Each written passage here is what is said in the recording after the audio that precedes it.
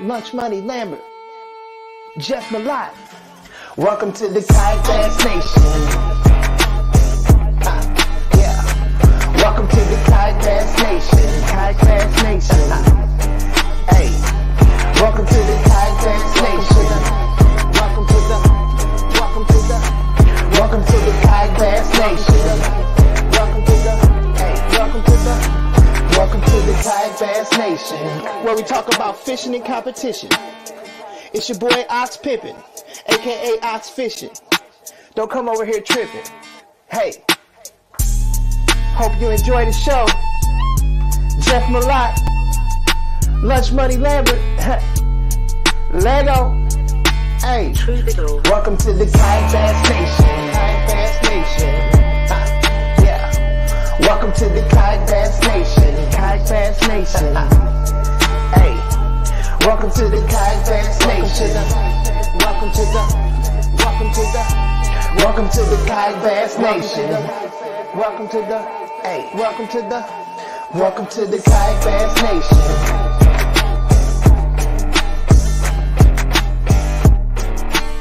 Paul, You have no idea what you're talking about.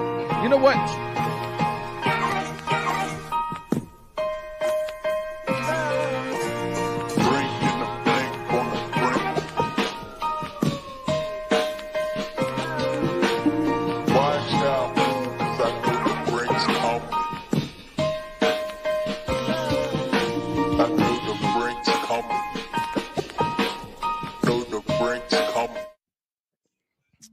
Hello.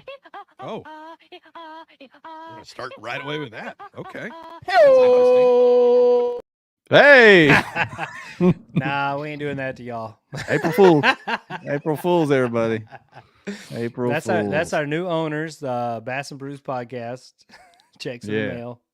Checks in the mail. We tried to get them to come on and actually do that, but they were busy tonight. That was a funny one you pulled earlier, Ryan. They're too cool for us. Yeah, they are too cool for us. Oh, man. What a time to be alive, Jeff. Yeah, I know it. Happy April Fool's Day, everybody. Hope you've had a good time. If you're on here watching us, we appreciate you. I've heard there's some women's basketball games tonight. I almost watched it. If I would have watched it, almost it's like considered the watching. WNBA. I heard it's the WNBA finals tonight, so glad y'all are all here. Yeah, I almost considered maybe watching it, but here I am tonight with Ryan anyway. So there we go. If they lower the rims to 9 feet and start dunking on people, I'd be in. I'd start watching. Dude. Angel Reese probably could. Yeah, she's probably good. I just want to see her and Caitlin Clark getting a fight, an actual fight. I hope we make that if we're done by the end of the second half. Would be fantastic. Yeah, we got folks jumping in on YouTube already, Facebook. Appreciate y'all. I don't know where we're at. Cabral is like the first comment every single. Thank you, Chris. Thank you. Yeah. Shout out to Chris. Appreciate your dedication, man. Yeah. If y'all saw on the ticker, I was throwing up graphics tonight. We've circled back to the Seaguar pack giveaway tonight. We'll do a little Seaguar giveaway.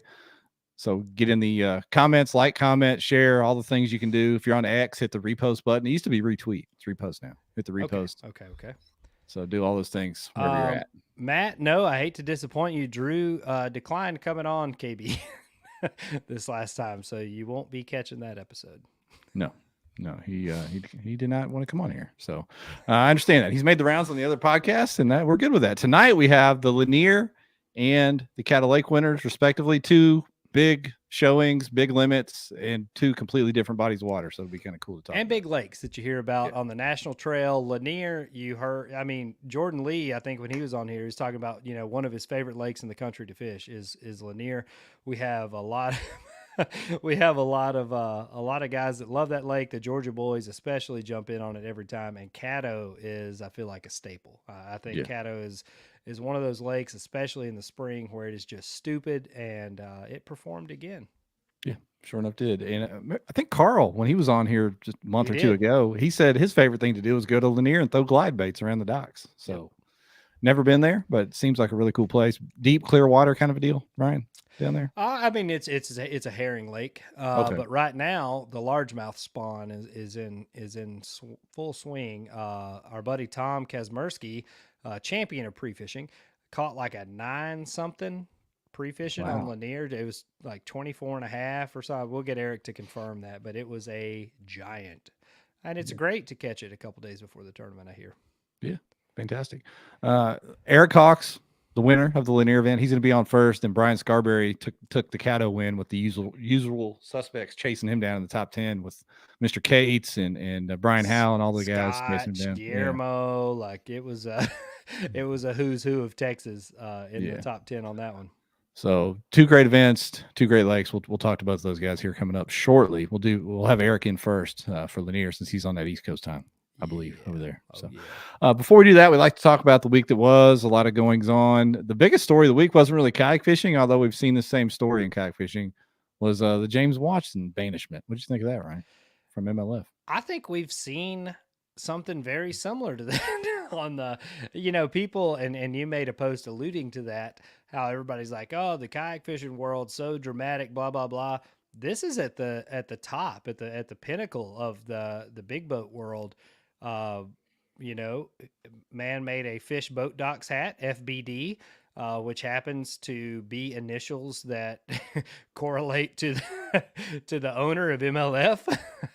And, he sold a lot of hats, and he got booted from the series, and I'm assuming that his sales has probably gone through the roof. I know several of us have ordered those hats, so. Yeah. So good job. I ordered one. Well, I was hoping I'd have it by tonight to wear it. I actually shot an invite out to James to come on here to discuss things like that. We may or may not be able to lock that down in the near future. That'd be fun. I've got another guy from the bass boat world that's going to come on and discuss some of that too. And I think he's actually interviewing James this week, if I read his post correctly. The issue at hand with all that, fishing is a unique deal, because I saw some posts where people say, hey, that guy, Boy Duckett and MLF, they own the league, and you can't be smack talking your boss or whatever they said, the owner, like that. Well, yes and no, because the league provides a venue for you to fish, but you pay to do it. You pay entry fees to enter the tournament. So at the end of the day, you're kind of not equal partners, but you're partners in the deal as far as being able to have an opinion. Like if you're a paying customer, if you will, to fish a tournament, you're dropping, I don't know what the MLF entries are. I'm assuming similar to bass, $5,000 per event, something like that. If you're doing that and you have an opinion about the way things are going, that just seems like that should be okay. I mean, if you go to Panera Bread and they jack your order up and you leave a bad Yelp review, you don't get banned from eating at Panera Bread. You're a customer. I don't know. That's a slippery slope. I think, I don't know. Freedom of speech. I think you ought to be entitled to your opinion on how an event goes, but that's just me. Yeah, when you're paying entry fees, and you, especially a league like that where you're supposed to be part of the construction of the league, all about the anglers, different than everybody else, blah blah blah blah, and then you get it yanked out from under you, rules change, format change. Of course, you can have opinions, and as we know all about opinions. For those that aren't aware of the history of the group page and all of the KBN beginnings, the origin story, we had opinions on how tournaments were going that we were paying to enter, and we were banned, and it worked out beautifully. Silver lining. It did. It really turned a corner there in the sport. Yeah. It was, silver linings, as they say. So, yeah, I'll be curious to see how that goes, man. James had a response on his page, and I'm sure he'll have some great stuff to say on the interview with Luke over there on the LBL. I don't expect him to pull any punches on that deal. No, because James up there, it's a construction company, I think, up in Missouri. He's doing things. I mean, he's okay regardless, and he's probably not going to pull any punches.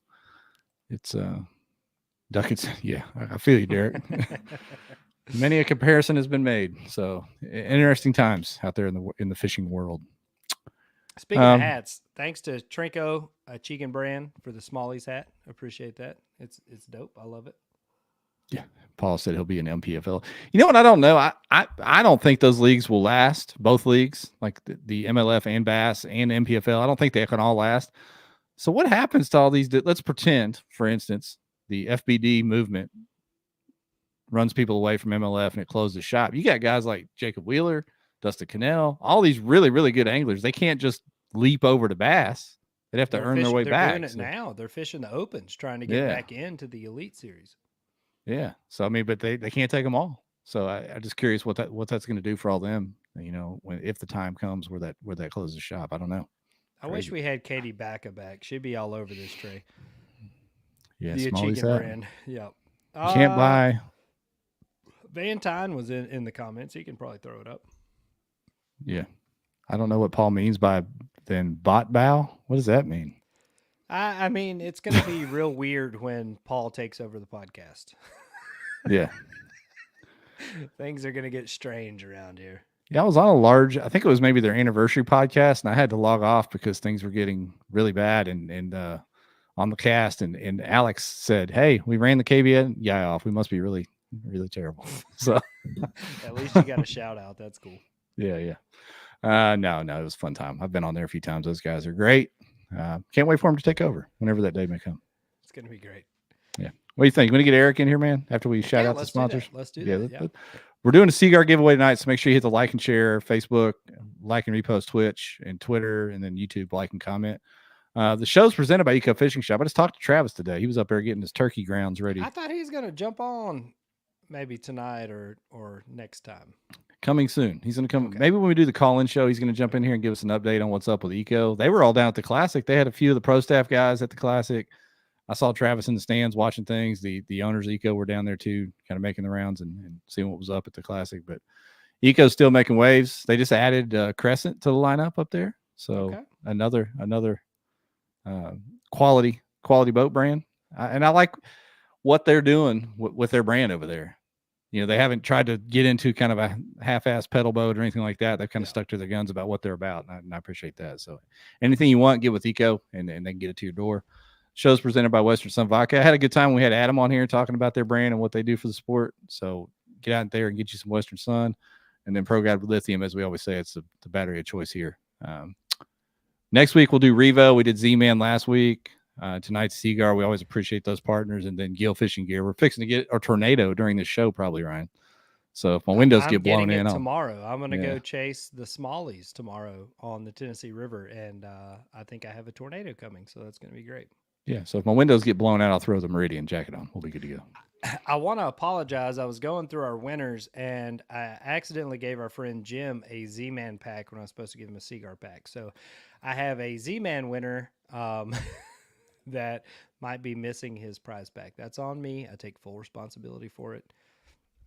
Feel free to get mad if you haven't gotten your pack yet. Eric, you're not mad. You just won a tournament. You're good. Not mad at all. How are y'all doing? Good, man. Thank you for coming on here tonight, putting up with this nonsense. Top Shelf said Z-Man pack is killer. So he got his. Yeah, they take care of you. Yeah, he got his. So Eric, the Lanier winner, Eric Hawks, man. What's up? You slid out there and smacked them, and it wasn't just against your typical kayak anglers. You had some bass boat guys that fish Lanier often that jumped in on that one too, trying to cherry pick a little bit. So congrats. Appreciate it. Yeah, it was a good time. I didn't get any practice for it, so I really didn't know what I was getting into, and just all panned out. So what did you get into? Do you have a lot of experience on Lanier first? So did you go in completely blind, or did you kind of have an idea of what you were looking for? No, I didn't go in completely blind, but I don't have a ton of experience on Lanier. I fished combined probably no more than 7 days on the lake. Last year, I fished the Georgia Bass Nation tournament there. It was in May, so it was about 5 weeks later, 1st of May. It was a full moon weekend, and there was a fresh batch of spawners that came up. And the water level was actually the same then as it was this weekend. And I didn't get a chance to pre-fish. We had, I think last Sunday was a full moon. So I was just hoping they'd be in the same spots they were last year, and they were that. So were you going after largemouth or spots? Largemouth. I didn't catch a spot all day long. That's fantastic on Lanier. Yeah, it does. I know in most parts of the lake, people have a lot of trouble catching largemouth.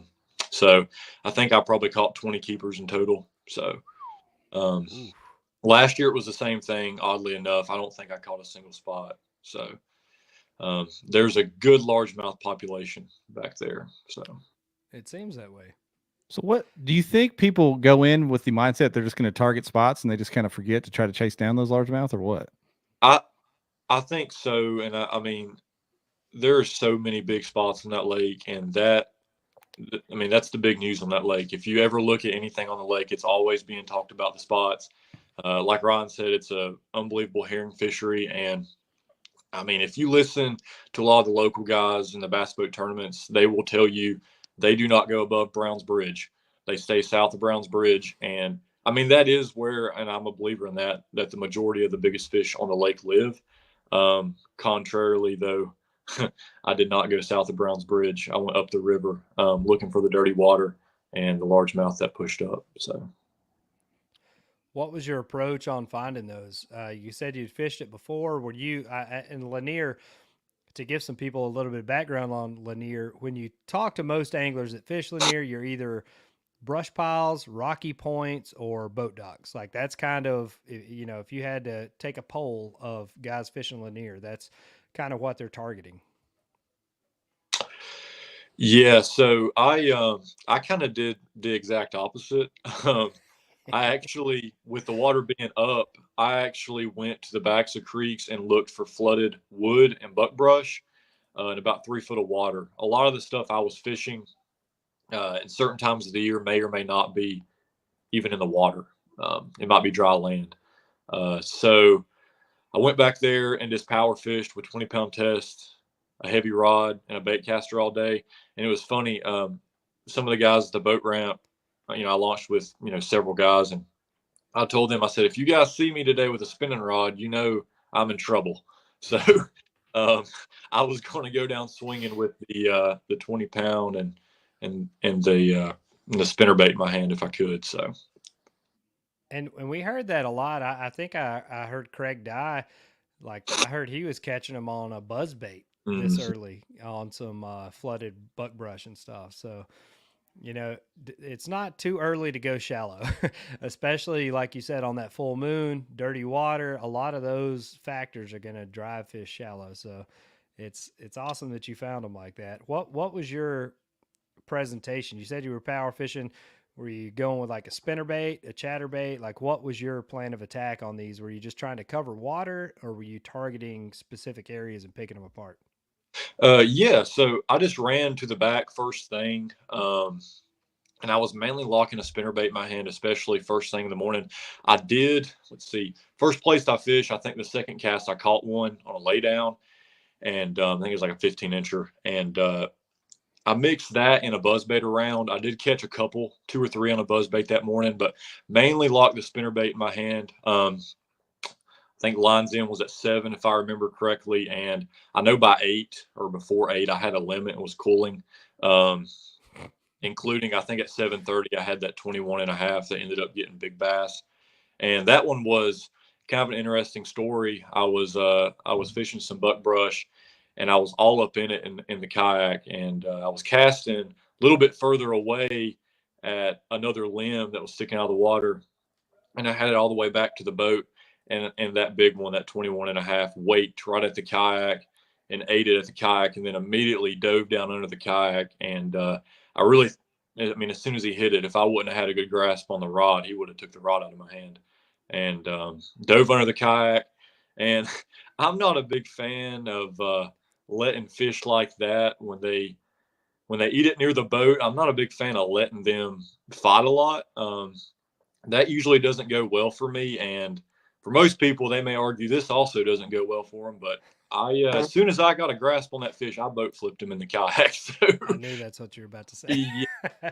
I mean, as soon as I felt like I had leverage, I boat flipped him. And I mean, I had 20-pound test. I wasn't worried about him breaking off, but as soon as he landed in the bottom of the kayak, that hook fell out, and I had to grab him real quick. So I got that fish in.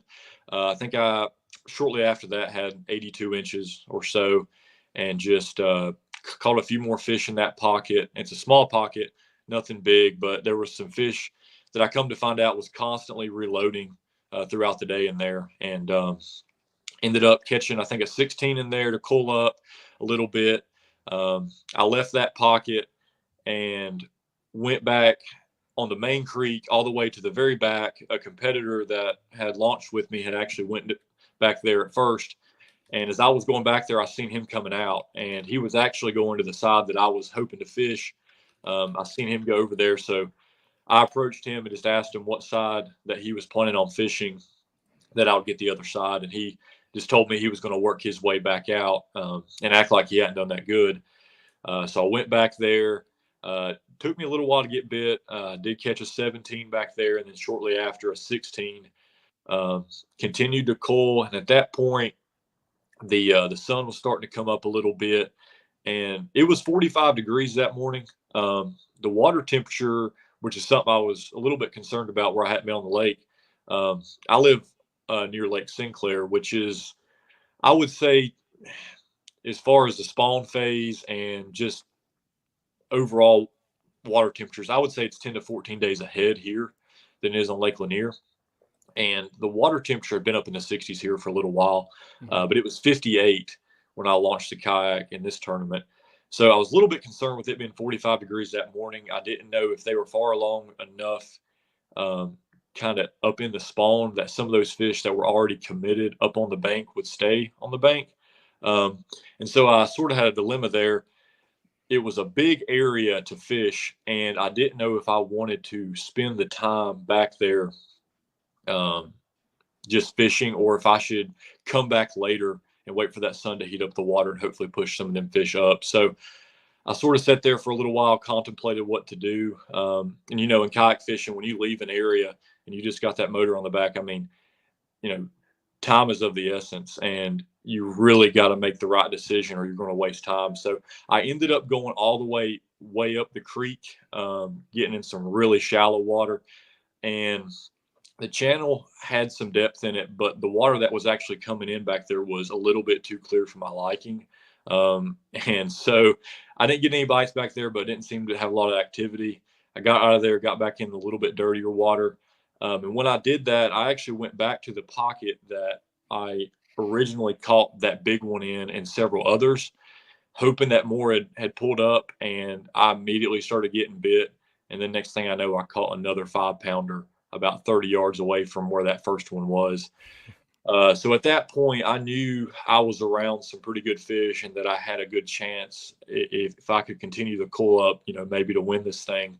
And I messed around there a little bit longer, and there was actually a tire in the water back there that was flooded.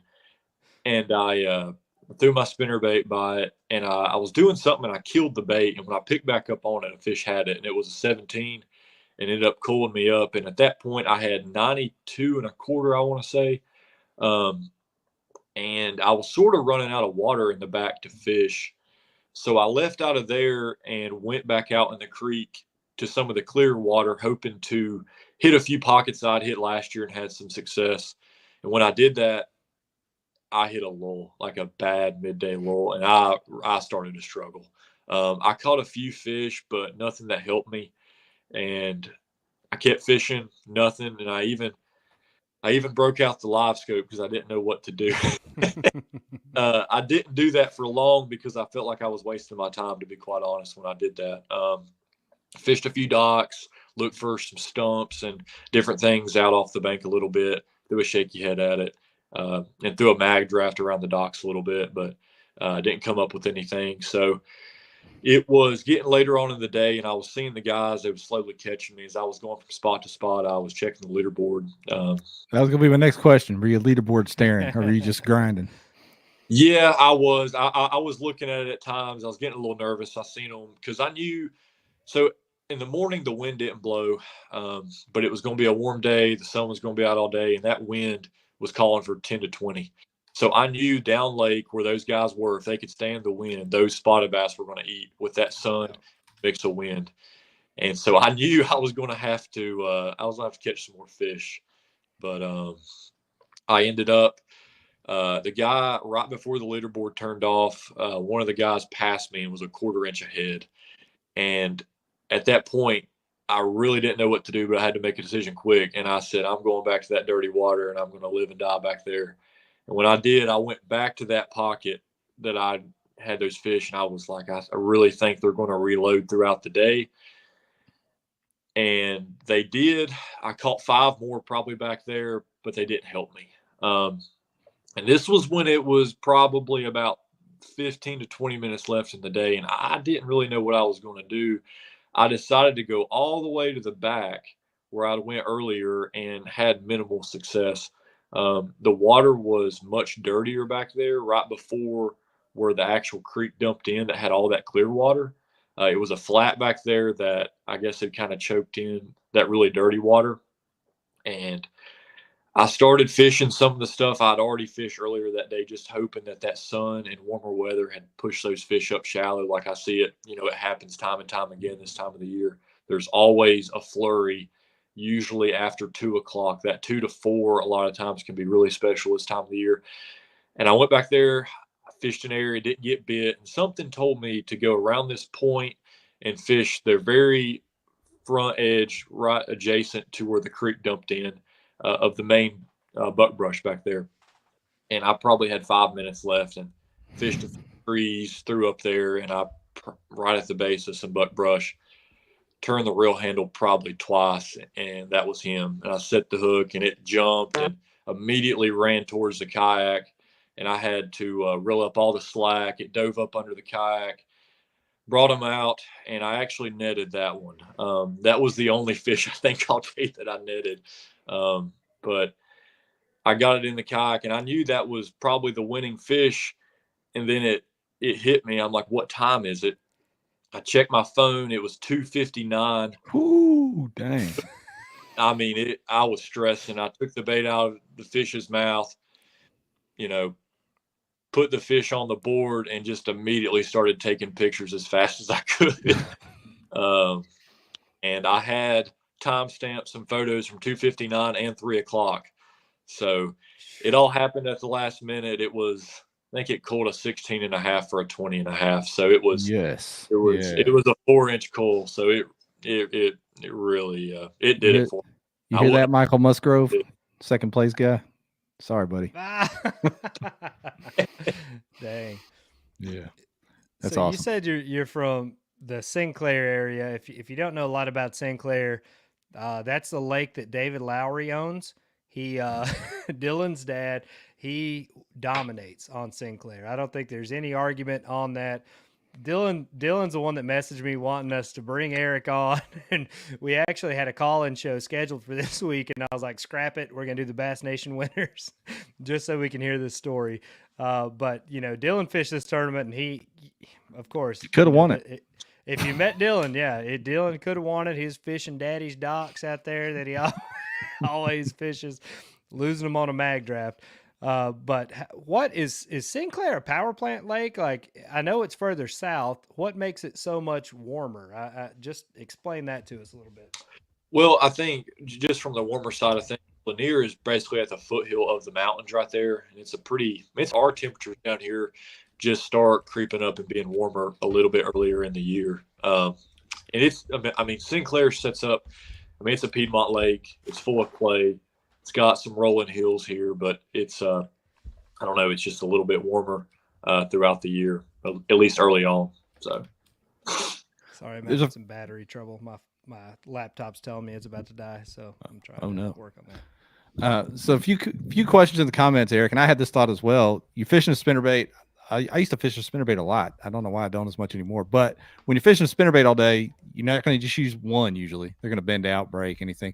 So people are asking if you want to give this up, what brand spinnerbait, color and brand, and how many did you go through? Were you able to maintain one all day? I actually got it right here. I'll show it. So this is a Nichols pulsator, 1/2 ounce in chartreuse and white. And I don't know if you can see it, but the arm is bent from that 5-pounder I caught at the very end. Yeah. And I didn't make another cast, after that. I never fixed the spinnerbait. That's how it looked after it got mangled. It's got a silver blade with, and the back blade's gold, but just kind of a standard setup. It's got a little twin tail in the back. Just a 1/2 ounce. And I throw in early March, late February, I will throw more of the Colorado or turtle shell blades on the back. But once I see temperatures hit, anything over 55, I really start considering the double willow. I like the double willow a lot. And as far along as we was with this tournament, I just went with the double willow. Didn't really try anything else. I did also catch one of those big fish on the jackhammer too. Okay. But it was mainly a spinnerbait. Okay. Good stuff. Good stuff right there. Why do you think the difference with the water temp with the willow leafs versus the Colorados a little bit later in the spring? I think I really think it's important to slow that bait down early on in the year. I think those fish, especially when it's really dirty water, I think those fish rely on those lateral lines more. And the turtle shell and Colorado blades, they put out more thump. And I just think that's a big key with getting bit. I like to fish it slower. With the willow leaf, depending on what size willow leaves you have, you usually have to use that, move that bait a little bit quicker. So that's the main reason, at least for me. I got you. Good stuff, man. It seems like the spinnerbaits played a lot this spring, and over the last couple of years, it's kind of made a major comeback. It was all about the jackhammer, which is a great bait, obviously, but the spinnerbaits made a comeback. Glad to see it. There he is. You got your cord? Boy, I tell you what. No, it's still in and out. I don't know. We'll see how it goes. We'll be all right. We'll get Paul in here, the new owners, if you need to carry this thing. Yeah, but Eric, man, congrats on winning this. We don't want to keep you too long tonight. But yeah, love to hear that last minute heroics on a very cool lake. So congrats, man. Appreciate it. Thank you guys for having me. Yeah, man. Yeah. Sure, Congratulations. Take care. Good luck in the future. Are you fishing any national tournaments coming up? Yeah. I'm actually going to Norman in a couple days. Okay. Yep. Hobie BOS Norman, get signed up. Don't forget about that. Have you fished Norman before? I have. So I actually just moved to Georgia a couple of years ago. I used to live in Virginia, and I lived right in the North Carolina-Virginia line, so it was only an hour and a half to Norman. I fished it a little bit. I wouldn't say I have a lot of experience on Norman, but I have fished it enough to at least know the main places in the lake, at least the names. I like it. All right, man. Well, appreciate you once again, and congrats. I'm sure this won't be the last time we have you on. I appreciate it. Thanks, guys, for having me. All right. Take care, man. See you. All right. I like that, man. I like that kid. Good interview. We got Brian patiently waiting. Let's bring Brian, Mr. Scarberry. And Brian, what's up, man? Thanks for hanging out, waiting on us. How's it going, guys? Good, man.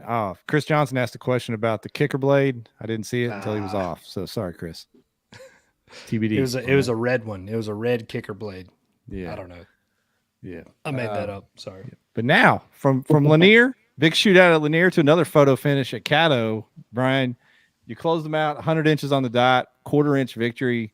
We kind of all knew seeing that event coming up, it was going to be a shootout. I mean, Caddo in the spring, it was going to be like that. So what'd you think about how it fished and the event itself down there? Well, I'll tell you what, I planned to go to the Bassmasters Classic, and then Caddo, was obviously the next weekend. So I was like, well, I might as well just go to Caddo on Sunday night and start fishing, practicing Monday, because there was no off limits for this event. So the first 3 days at Caddo, my opinion changed really quick. I was struggling pretty good, about 2 to 3 fish a day for the first 3 days I was there. And I talked to some bass boats that didn't catch a single fish in those 3 days. So it was, a combination. It had come up about 3 feet, and then it was dropping. And then we had a cold front. So the water was muddy. It was falling. And, water temperatures were dropping as well. So it had them really shut down. I was talking to a couple of my friends, and, I was trying not to let myself get discouraged, because I knew the weather was going to be pretty stable and warming going into the weekend. And I kind of knew Friday and Saturday were going to be the days to really get a feel for what was going on. But, Friday especially. But Monday, Tuesday, Wednesday were brutal. And then Thursday, I started getting a little bit of stuff figured out, but it was still pretty tough. I caught a 7-pounder on Thursday, and then I gave it a couple hours, and I turned around and went back through there and didn't get a single bite. So I was like, well, I just don't know if this is replicatable, but Caddo showed out, so I'm glad it turned on. It was still kind of tough on Saturday. The numbers, I feel like the numbers don't really reflect how the fishing actually was, because it was not easy. There were some big ones caught. My God. I mean, there were 23, everybody in the top 5, I think, or top 4, all their biggest fish was all 23 plus. Yeah. Caddo's Yeah, gonna and Caddo, man. I was we've shocked. I seen mean, several tournaments like that at multiple times of the year. That lake just has so many healthy fish in it. Like, I feel like there's always big fish potential around every cypress tree. I feel like that speaks to the value of the slot limit, because you can only keep, I want to say it's 2 or 3 over 18 and anything between 16 and 18. I don't really know what the slot is, but protects those good quality fish, and it's great for us when we don't have to worry about the limit. Yep. What was your approach? How did you go into this event? You said you had a lot of time pre-fishing. Like, how did you start out? Did you make adjustments? What'd you do differently to get those fish to bite? Well, Thursday afternoon, I had found, a big focus of mine in practice wasn't really finding fish per se, because I knew they were pretty shut down. It was more about finding water temperatures. So I covered a ton of water, just looking for warmer pockets, kind of getting a feel for how the lake was setting up temperature wise. And then Thursday I went way up in Carter's, and I just wanted to see what the water temperatures were like. So I ran around in there like a madman for about 2 hours, and there was a bunch of current. And so it had the water temperatures pretty much down at like 57, 58. So I kind of called a Hail Mary and went to a ramp that I hadn't gone to all week, on the Louisiana side. And sure enough, I found a pocket that had 77-degree water. So, the main lake was usually around 61. So when you get that big of a temperature change, at least you're getting more active fish. And sure enough, as soon as I got in that pocket, I started getting bites on a frog, on a buzzbait. Didn't really do much else. I was just kind of checking it out. But so Thursday, they were eating a frog pretty willingly. Or Friday, they were eating a frog pretty willingly. And then Saturday comes around, and I catch one pretty quick on a buzzbait first thing before the sun came up. And I caught 2 kind of back to back on a buzz frog. And then the sun came out, and the bite pretty much died. I was throwing a frog. I threw the regular pad crasher black and blue that I'd been catching them on the day before, and just really couldn't get a bite. And I was kind of scrambling. I kind of went and scrambled through some things. I live scoped. I ended up catching a 19 off a tree with live scope. So, people can enjoy that however they want. I was going to say, from my knowledge of you in the tournaments that we fished and through conversations, you're a scoper. You're a good scoper. So that was kind of the thing I was interested in. We had Rolando on here for the Caddo tournament, and he was scoping, I think, with a jerkbait. Was that right, Jeff? Yeah. Am I crazy? He was scoping with a jerkbait down there. That's what I was really wondering, is how much did scope factor into this win? I feel like if you got it, you have to use it. Even when I'm fishing the bank, and I'll be honest, I like scoping. It's not a lot of fun to me. I'm more traditional. I've been fishing tournaments since I was in high school, and I like doing it the old school way, the hard way, I guess. But I have the technology, so just keep it on, and I keep it pointed out into open water. And if something swims by, I'll take a shot at it, And that's kind of what happened. I was fishing along the bank, and I saw a tree, and most of the trees in that pocket were pretty much surrounded with grass. So it was really hard to scope. Those fish were probably in that grass, and their bite window was probably pretty small. So I didn't want to mess with it too much. But sure enough, I found one tree that had no grass around it. And I saw bluegill kind of around the base of it. And so I had a June bug fluke tied on, and I pitched it over there. And sure enough, a fish kind of came out and followed it all the way to the bottom. And I was just waiting for the bite, and it never happened. And so I made another cast over there, and I kind of worked it a little bit faster.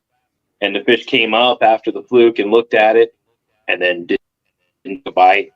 And I think I ended up making 2 or 3 more casts into there, just to see if I can convince that fish to bite. And sure enough, like 4th or 5th cast, She ate it, and it was a 19, so that was a good little kicker. And then I messed around with some of those fish in the main area, but there were a lot of bass boats in that pocket that I was in. And so I could tell those fish were really pressured just by the way they were acting on live scope. So I knew my best was to just get as shallow as I could and get up in those trees where the bass boats can't get to and figure out how to catch those shallow fish. And at one point in the day, I had 4 different frogs tied on because I just wanted to cycle through them and see if there was one that was getting triggered more than the other. And none of those 4 was, but I got a little desperate. I guess it was around 10 o'clock. I started digging through my box, and I'm like, I either want to go really big or really small. And I look in the bottom of my frog box, and there's a frog that I had bought at a gas station about 5 years ago. Yeah. And I caught a couple fish on it, but when I say a micro frog, I mean, I think the body of it is 1.5 inches. Did you throw it So on a you fly can rod, imagine or how- what were you using to sling that thing out there? If I had one, I probably would have. No, I have I ended up putting it on like a medium heavy. It's more of a medium, but it's a Halo XD3 medium action rod with 30-pound braid. It was a challenge to cast, but I was throwing it up around those cypress trees and in that grass, so it would have been nice to throw it on a spinning rod, but honestly, I didn't even bring a spinning rod on tournament days. So What? I just they eat went with Cinco's what I down had. there. Did anybody tell you that? They are supposed to. I think somebody caught them on a Cinco. I just, man, I feel like live scope kind of has affected me in that way where I want to be moving. I want to be throwing stuff. I want to be, aggressive with everything I'm throwing. And I just don't have patience to just drag something on the bottom and hope I'm in front of a fish. I got to be moving. So, and the other thing too was, when you got up shallow, you had the water, but there was a good 1.5 foot of, grass on the bottom. And then the water was dirty too. So I feel like, when you throw a Cinco, you only have a foot of that sink for that fish to see it and over and try to eat it before it's down in that grass. And, they don't even know it's there. So that's why I kind of wanted to stick to top waters. I feel like better visibility on it and you can get them from a little bit farther away. A lot of the fish in practice that I was getting on the frog were coming side. You could see them kind of shark it and you could see the side of the fish as it hit the frog. And so, that told me that they were a little bit more aggressive. They were seeing it from a distance and actually going and getting it versus, having to be right on their head. So for me, it had to be topwater. And so that's what got me to grab that little micro frog. And it was a black frog. It was per Caddo. And I think it was third cast. I caught it 19 3/4. It went from the area that I was in thinking that the bass boats had caught them all to there they are, So earlier when we were talking in the chat to get you the link to come on tonight, you said I didn't have time because I was at work to change the description to tease it with gotcha. one with BFS. So is that what we're getting into now? Talking about this micro frog and some things like that. Yeah. I would consider that BFS. It's pretty micro frog. I thought it'd be a funny little tag, just to get people going on. Yeah, for sure. Because you think Caddo, you think, like Ryan said, skipping Cincos or pure power fishing or whatever. Yeah. And, we've had Rolando on once talking about scoping them with a jerk bait off Cypress deals. Now we're talking micro frogs. So, yeah, more than one ways to skin a cat down there on Caddo or any other lake. I'll tell you what, Caddo had I've only been on only my second time on it. But, Tuesday, 2 of the ramps that I went to had 5 or 6 boats each, and for a Tuesday, that seems like a lot of boat pressure. And they have a cash bass thing going on where they have tag bass and Caddo right now. And so I think that's kind of putting a little bit more pressure on those fish. And, on tournament day, one of the other factors on tournament day was we had cloud cover come in. So that water didn't quite warm up like it did on Friday. And so that's kind of what made me want to throw the small, try to find the smallest frog I had, was just, you know, the pressure and the water temps were a little bit lower. And, man, they always say when you, I should have sent you a picture. I don't know if I can do it right now. You can try. Oh, yeah. I'll throw it up. Ryan sends me pictures all the time. I just can't put them up on the thing. He just doesn't pay attention to my messages. He's got me muted. Do I join the chat? No, I can't do that. Send it to him. Send it over on Facebook. Yeah. Okay. I'll pull it up. I want to see that micro. Yeah. Last time we were at, I don't think I've ever launched with less than 30 people on Caddo at a ramp. Like, it's always quite the ordeal. Everybody trying to get in the water and get launched down there. But when we were down there I guess it was last year, maybe.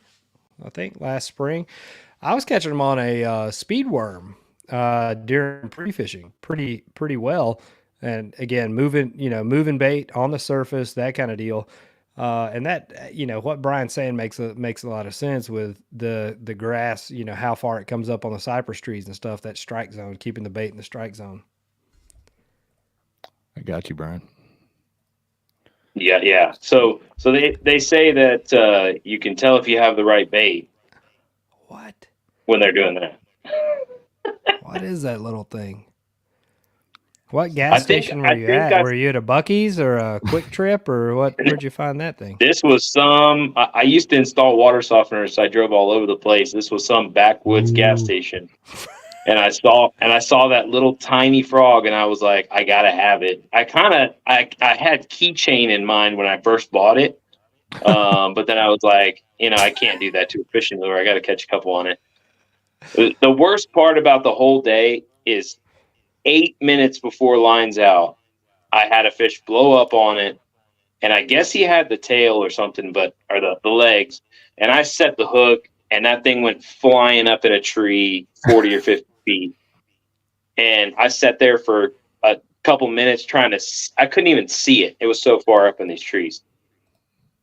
Just broke it off and tied another frog on. And I don't know if it matters, but I tied it. Huh? She's still there. Yeah, still up in a tree. Still up in a tree in Caddo somewhere.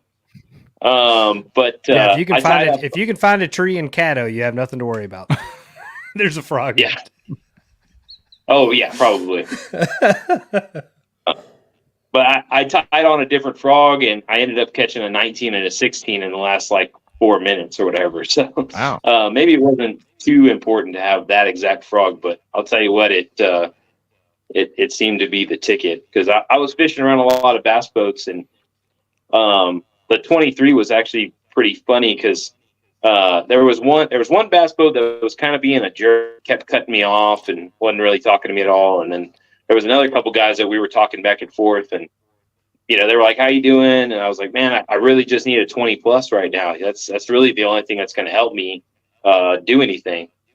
And I was working the frog, and I turned around to tell him that, and I stopped the frog, and it was just sitting there, and all of a sudden I hear the toilet bowl flush, and I set the hook, and I was like, "There it is. That's the one right there. That's the one I need." And sure enough, I ended up having to pull, one other time. I think I had 2 17 3/4, and I got rid of those with a bunch of 19s. But the rest of the day, I couldn't break 19. It was all 18.5s and 19s. Were you wearing your church pants and blue suede shoes there? You were dressed to win that one. Do you have? My man knew he was going to he knew he was going to the main stage, buddy. He knew. Had a little fedora on out there, just busting ass on that frog.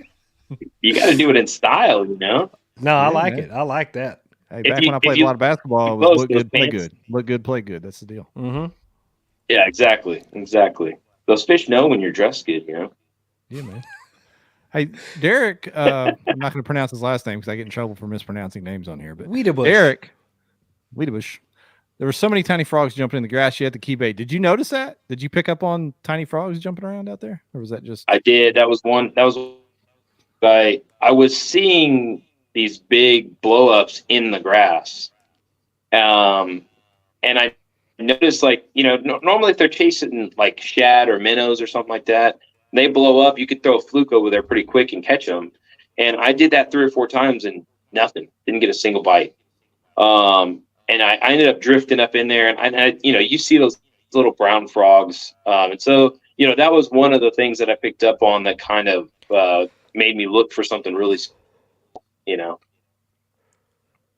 Do you think that the big fish, do you think it ate that frog, or do you think it was just breathing and accidentally inhaled it?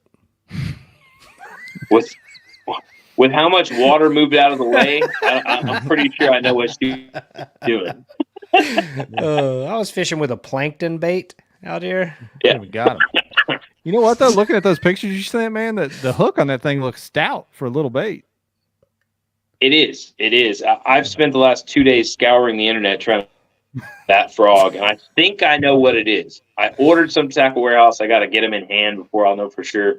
But that's one didn't go on the keychain because I was looking at it and I was like, man, I mean, for being a small frog, it's got a really good hook on it, and so, it went in the box, luckily. Yeah. Small but mighty. Yeah. I mean, sometimes, you know what I mean? Sometimes you get those smaller baits, whatever kind of top water, anything like that. Hooks will bend out pretty easy because they're going small bait, light wire, things like that. So what a combo to stumble upon. This reminds me of Nolan Miner winning the Susky on that little bug bait, and then they just sold out like everywhere 2 days later. The gizmo or whatever it's called. Yeah, people could be buying up them gizmo frogs. Well, I'm not going to say what frog it is yet. Yeah, no, keep it to yourself. Somebody will find it. Don't worry. There's a bunch of internet sleuths out here. They're going to find it. Oh, I'm sure they will. They're all talking micro frogs. I mean, the good thing is there's a lot of really small frogs on the market now, luckily. And, Strike King makes a good one. Booyah makes a good one. Spro makes that little micro popping frog, which is, I think it's the same size as the one I was throwing. But the little Spro, that one has really skinny, small gap. I'm not too worried about the gauge of the hook as much gap, I want to get a bunch of meat when I'm trying to pull them out of that grass because, if you skin hook them, they're just going to pop off. Mm-hmm. Yeah. All about the meat. All about the meat. Yeah. So we had our last guest on, Eric. We asked him if he was a leaderboard watcher. Caddo, it can be hit or miss with the signal anyway. Do you like checking leaderboards? Because this was tight coming down to the finish. Typically, I don't. But I was that day. I really wanted to see, what I needed to do to make it happen. And I was kind of really relaxed on Saturday. I think a lot of people were criticizing me about being on Facebook during the tournament. And, I caught that 23 and kind of just sat for a minute, just calmed down. I feel like that really helped me stay in the zone and stay relaxed, not get super stressed. Yeah. I like that. I mean, and down there, you may not have signal anyway. I don't know how they ran this tournament. Did they leave it on all day, or did they cut it off, leave you in the blind? I think they cut it off the last hour and a half or 2 hours or something like that. And I was leading going in when they closed it down, but it's Caddo. It was all day. There was plenty of opportunity, and I was catching them pretty regularly all day long. So it's kind of one of those things. If you're catching them, somebody else is catching them, so I wasn't very confident that I are, going into the awards, but, ended up working out. Yeah. I was looking at the runner-ups, Big Bass at 23 3/4. Yeah. He was between the 3/4 and the 24. So, I mean, it was less than a 1/4 inch of a difference, really, Yep. I bet he's wishing he stretched that one a little bit. Pulled that top tail down just a little bit on that one. Dang. I think he said don't be talking about tails in Texas, Ryan. I forgot them Texas boys bring 3 or 4 extra tails to see which one fits. You just never know, Yeah, they pull up with their utility belt on, just got tails clipped all around the sides. Jeez. We live and learn in this sport, Ryan. We live and learn. We know what to watch out for. Yeah, we do. Learning a lot. That was fun to watch, man. So Caddo always going to show out in the spring.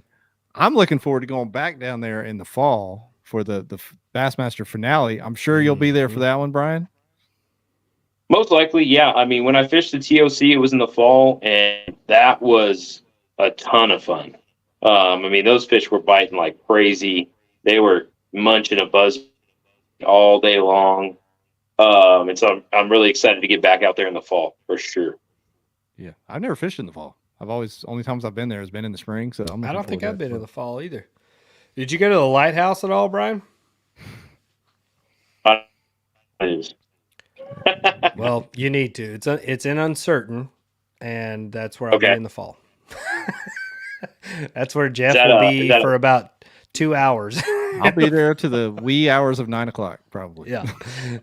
As soon as he finishes dinner, he's getting the hell out of there. He ain't putting up with that. I'm out of there. No, it's actually a cool place. Yeah. I like Caddo a lot, man. It's a cool area. I've never had to drive so far to find a gas station. If you're trying to go around that place, it's insane trying to find it. But you can find a Dollar G. Did you see my post? No, I didn't. Through, I think it's Karnak, and you go to you're driving in the morning and you're trying to get to the lake, and you're like, I probably got plenty of gas to get to a gas station, and I drove through Karnak and they got a Family Dollar and no gas station. Yeah, I don't know how that makes any sense. I saw you made the post, and then everybody was commenting, "First time in Karnak." Yeah, Matthew it's Scott. Just a known thing. Yeah, he knew where I was at. And I think if I'm not mistaken, wasn't Caddo like the first like offshore oil rig? Like that's where they started drilling, was down there. I'm pretty sure that's Caddo, if I'm not mistaken. You can. Yeah, there's a ton of oil on the Louisiana side. Yeah, it's crazy they have all that and then don't have gas stations. Yeah, makes perfect sense. Interesting place, man. Interesting. You figured it'd be a little cheaper there too. Yeah.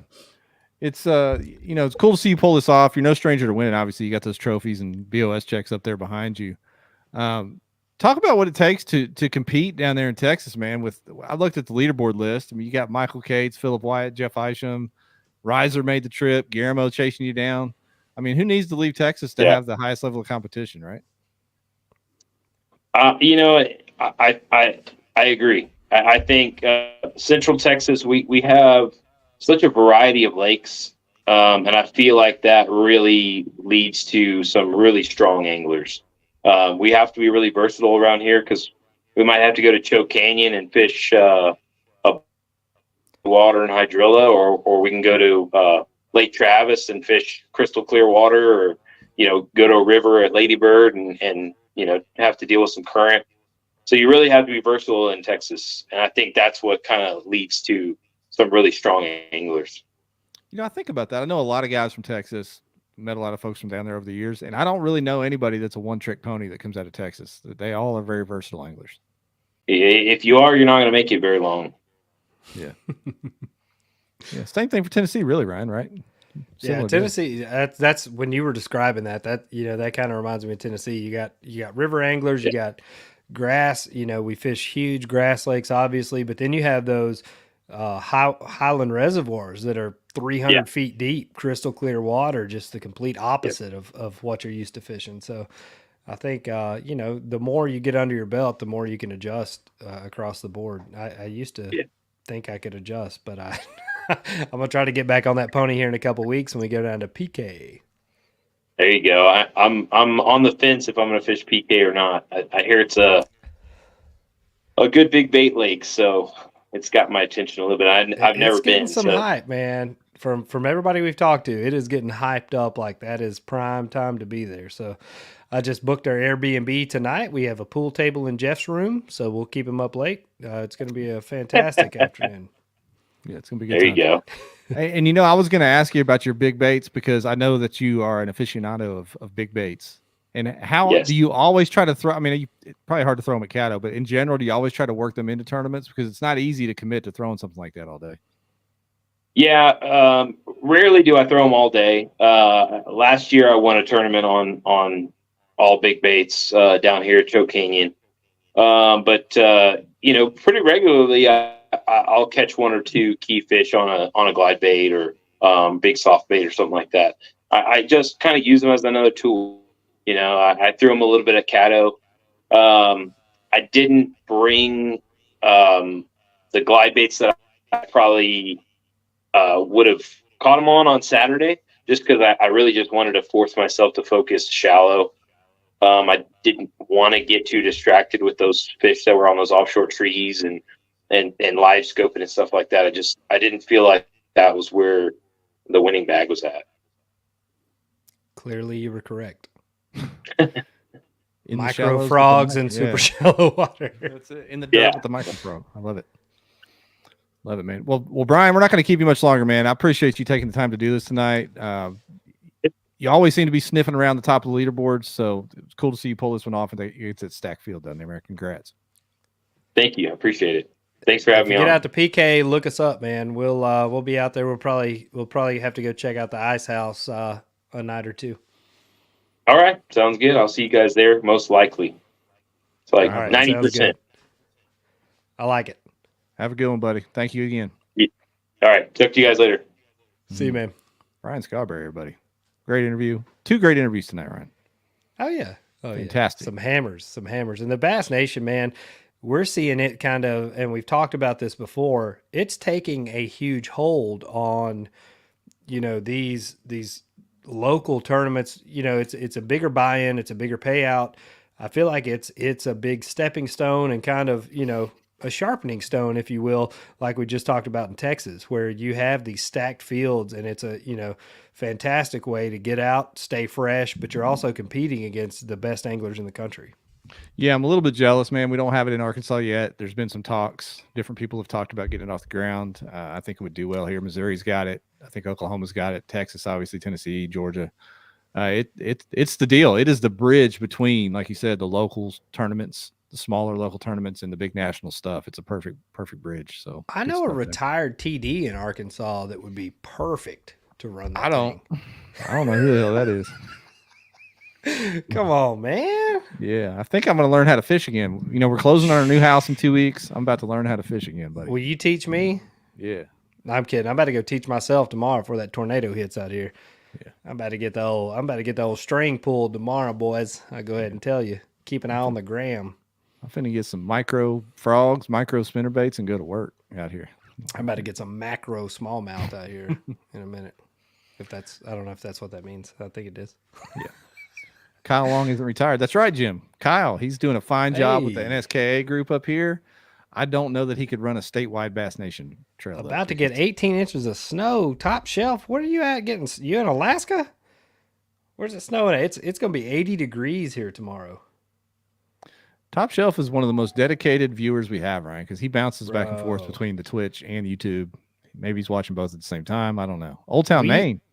We just missed the whole showdown. Iowa took it 94-87. Wow. Caitlin Clark reigns. There we go. Literally. I might consider watching the finals, Ryan. I don't know. I still won't. I want to watch this game tonight just see if there's any scrapping. I didn't have the heart, but I'll tell you now at the end of the show. Somehow Arkansas beat Purdue earlier this year.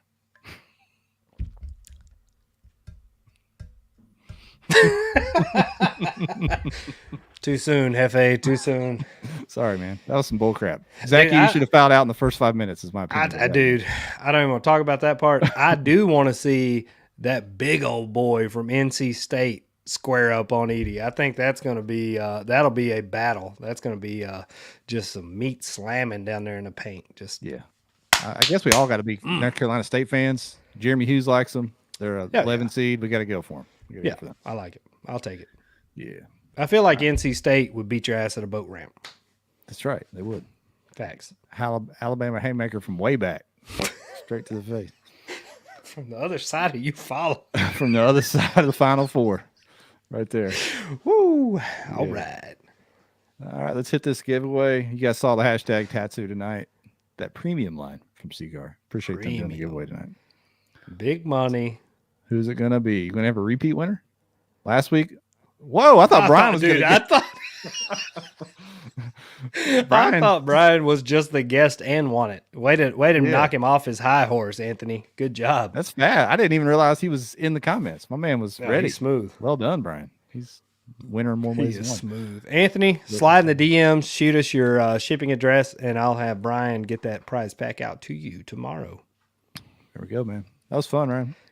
One more in the books, Jeff. One more to the end till Bass and Brews takes over. That's right.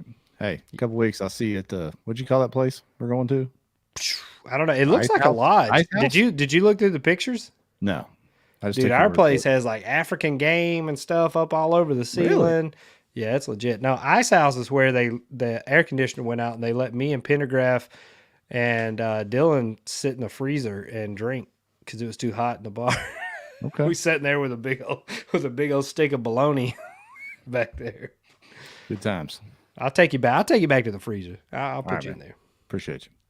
All right, boys. We're going. See y'all.